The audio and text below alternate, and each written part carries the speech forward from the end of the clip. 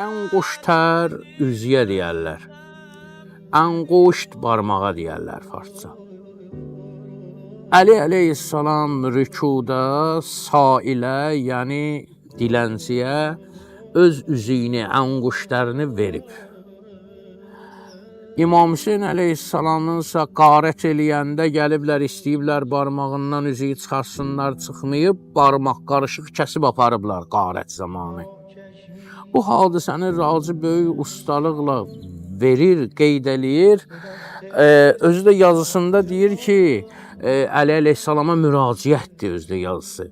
Deyir ki, düzdür sən öz üzüyü vermisən sailə, amma oğlun fərqli eləyib bu hərəkəti, barmaq qarışıq verib. Belə bir söz deyir. Amma istər-istəməz bu sözdə hiss olunur ki, belə çıxır ki, İmam Hüseyin əleyhissalam səndən artıqdır, amma bunu demir Raci. Yenə də ehtiram əlaməti olaraq, çünki Əli əleyhissalam bir məqamiyyəsidir ki, heç kəs ona çata bilməz. Belə bir sözdür, deyir, ya Əli, əhli cəfa səcdə-i taətdə sənün, tökdülər qanuvi mehrab-i ibadətdə sənün. Olmaz heç kim sənə can verməyə sən tək talib. Bəzli nəqdi dil-ü can etməyə sən tək rağib.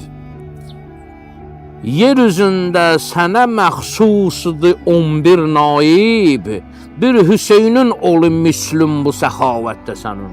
Bu səxavətdə İmam Hüseyin sənə bir misaldır, sənin mislündür. Verdün ənquştərvi sailə sən gövhər ilə, oğlun amma verib ənquştini ənquştər ilə.